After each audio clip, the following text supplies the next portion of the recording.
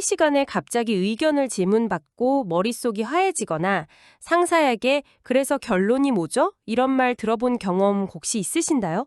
분명히 머릿속에는 생각이 있는데 막상 입 밖으로 꺼내려면 말이 꼬여서 답답할 때가 많죠. 오늘 저희가 살펴볼 자료는 바로 이 문제를 해결해줄 아주 간단하고 강력한 공식, 당신도 논리적으로 말할 수 있습니다의 핵심 내용입니다. 네, 그게 정말 그렇죠. 많은 분들이 논리적으로 말하는 걸 일종의 발표 기술이라고 생각하시는데요. 오늘 자료는 그 관점을 완전히 뒤집습니다. 오늘 우리가 파헤쳐볼 PRP 기법은 단순히 말을 잘하기 위한 도구가 아니에요. 오히려 말을 꺼내기 전에 내 생각의 허점을 스스로 찾아내게 만드는 뭐랄까 생각 정리 도구에 가깝습니다. 청중이 아니라 바로 당신 자신을 위한 강력한 무기인 셈이죠. 와, 시작부터 흥미로운데요. 내 생각을 명확하게 만들기 위한 도구라니. 그럼 그 강력한 무기라는 PRP, 대체 무엇의 약자인가요? PRP는 4단계의 머리 글자를 딴 겁니다. 첫 번째 P는 포인트, 즉 결론입니다. 가장 먼저 핵심 주장을 던지는 거죠. 아, 결론부터. 네. 두 번째 R은 reason, 이유입니다. 왜 그렇게 생각하는지 근거를 제시하고요. 세 번째 E는 example, 구체적인 사례. 사례나 데이터 같은 거요? 맞습니다. 그리고 마지막 P는 다시 포인트, 핵심 주장을 다시 한번 반복하면서 마무리하는 구조예요. 결론으로 시작해서 결론으로 끝나는 아주 명료한 틀이죠. 결론, 이유, 사례, 결론. 듣기만 해도 군더더기가 없네요. 자료에 나온 아주 간단한 예시를 보니까 바로 이해가 되더라고요. 좋아하는 동물은 무엇입니까? 라는 질문에 이렇게 답하는 거죠. P, 결론.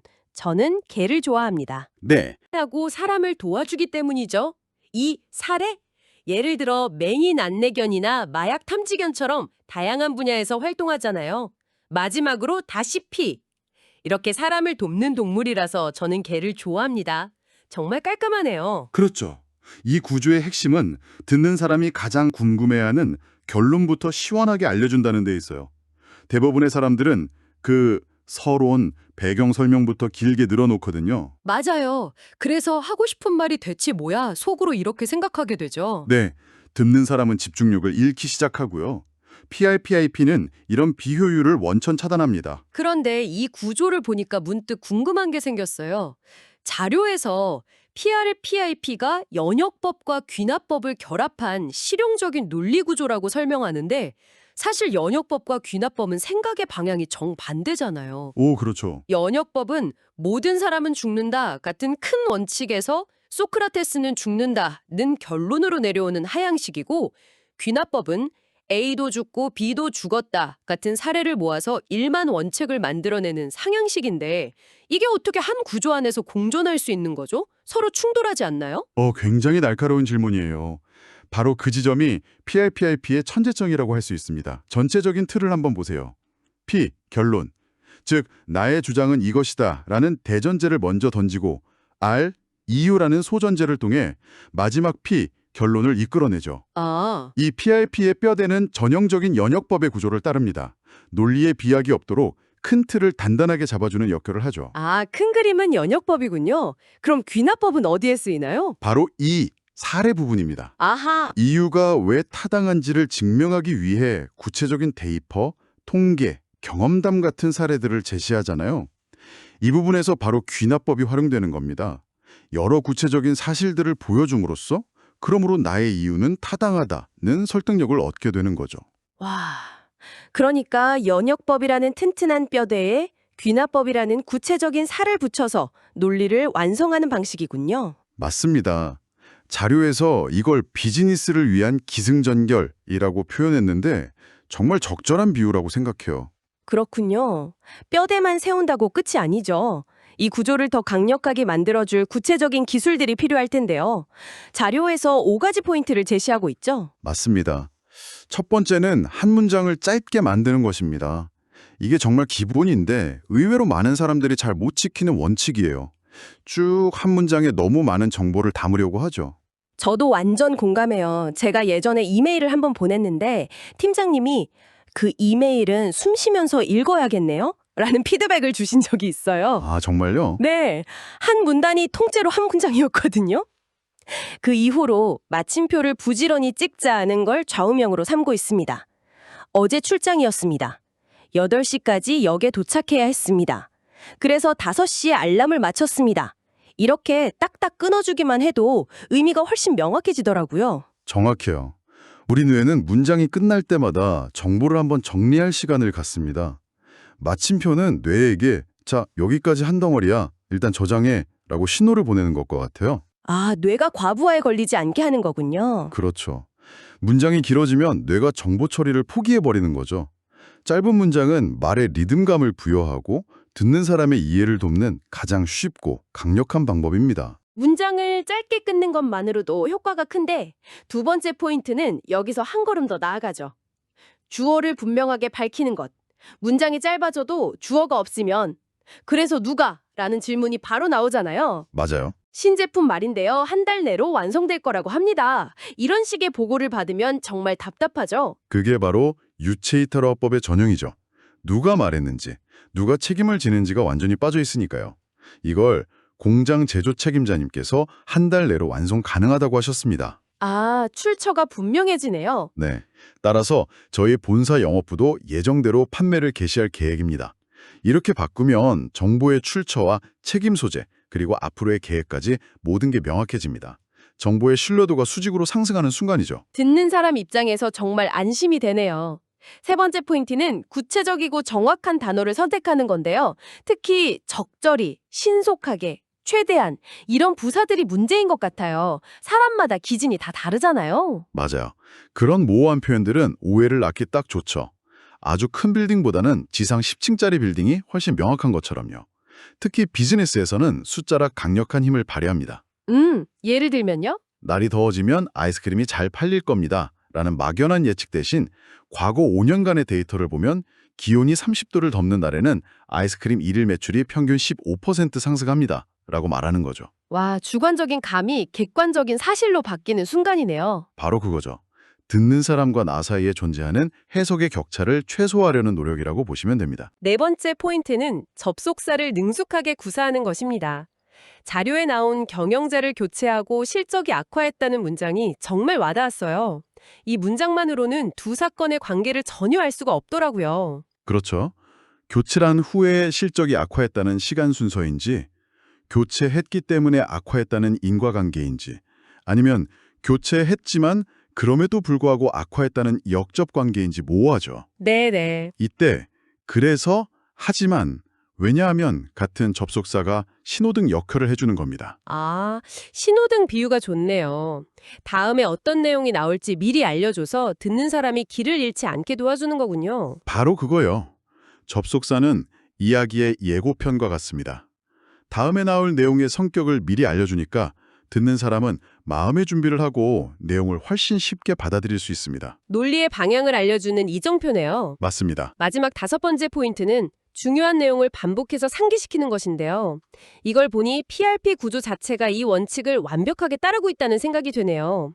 결론, P를 처음과 끝에 2번이나 말해주잖아요. 정확합니다.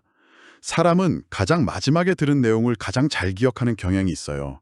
심리학에서는 이걸 최신 효과라고 부르죠. 아, 최신 효과. 네. PRP의 마지막 P는 단순한 요약이 아니라 상대방의 머릿속에 나의 핵심 주장을 각인시키는 일종의 쐐기를 박는 역할을 하는 겁니다. 자기소개 예시를 보니까 확실히 이해가 되더라고요. 처음에 안녕하세요 K입니다라고 말하고 끝내는 것보다 마지막에 이상입니다. 앞으로 잘 부탁드립니다. K였습니다. 라고 이름을 한 번 더 말해주면 기억에 훨씬 강하게 남을 것 같아요. 맞아요. 중요한 메시지는 한 번 말하고 잊히길 바라선 안 됩니다. 처음과 끝에 전략적으로 배치해서 절대 잊지 못하게 만들어야죠. 자, 이렇게 PIP라는 뼈대와 5가지 기술까지 살펴봤는데요. 이론은 완벽한데 솔직히 막상 실전에서 특히 상사 앞에서 결론부터 말씀드리면 이렇게 시작하기가 참 어렵더라고요. 저도 모르게 자꾸 배경 설명부터 늘어놓게 돼요. 그게 바로 우리가 결론부터 말하지 못하는 3가지 이유와 연결됩니다.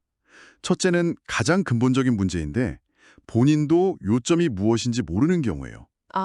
무슨 말을 해야 할지 정리도 안 된 상태에서 일단 입부터 여는 거죠. 생각 없이 말부터 시작하는 습관이네요.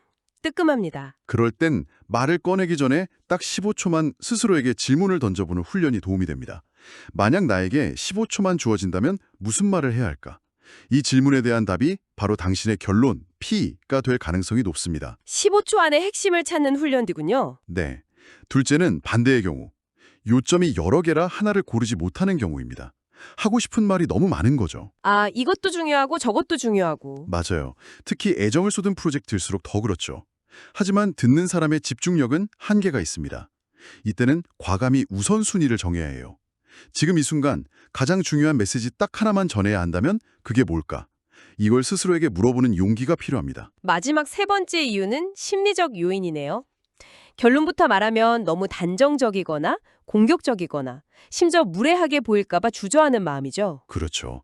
제가 감히 말씀드리기엔 좀 그렇습니다만 같은 쿠셔너를 잔뜩 쓰게 되고요. 맞아요, 맞아요. 특히 특목 문화에서는 겸손이 미덕이다더니 그런 경향이 있어요.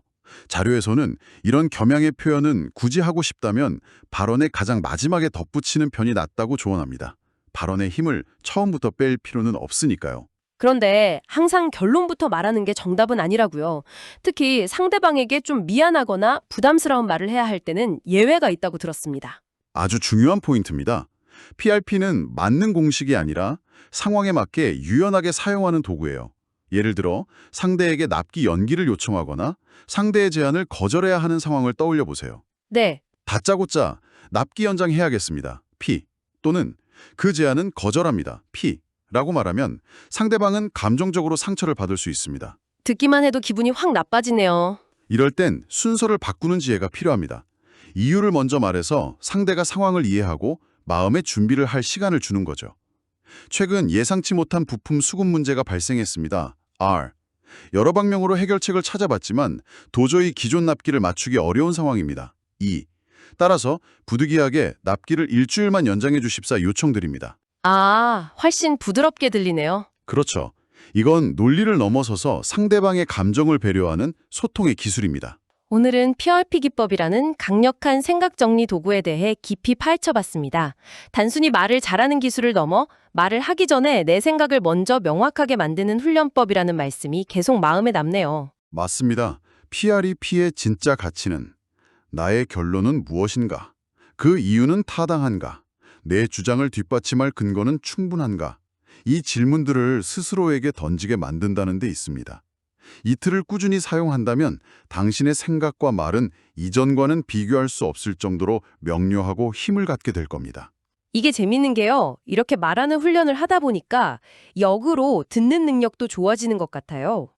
어떤 면에서요? 상대방의 말이 좀 횡설수설할 때 머릿속으로 아, 저분의 결론은 이거구나. P.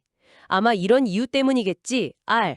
하면서 PRAP 구조에 맞춰서 내용을 정리하게 되더라고요. 정확해요. 상대방의 의도를 더 명확하게 파악하게 되는 거죠. 거기서 한 발 더 나아가 PREP를 질문의 도구로 활용할 수도 있습니다. 질문의 도구요. 네. 상대의 말을 듣고 핵심은 A라는 말씀이시죠? P 확인. 왜 그렇게 생각하시는지 이유를 여쭤봐도 될까요? R 질문. 혹시 관련된 구체적인 사례가 있을까요? E 질문. 이런 식으로요. 자, 여기서 오늘 당신께 던지는 마지막 질문입니다.